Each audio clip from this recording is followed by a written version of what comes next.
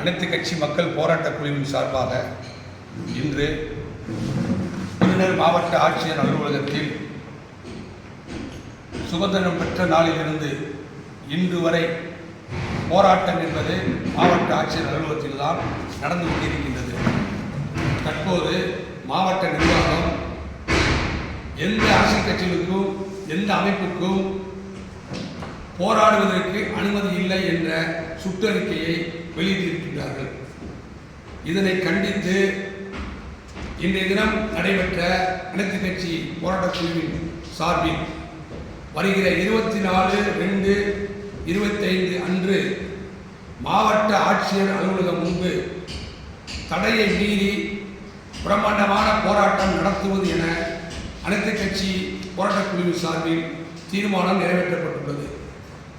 மாவட்ட நிர்வாகம் அதற்கு முன்பாக போராடுகிற ஜனநாயக உரிமையை அளிக்க வேண்டும்.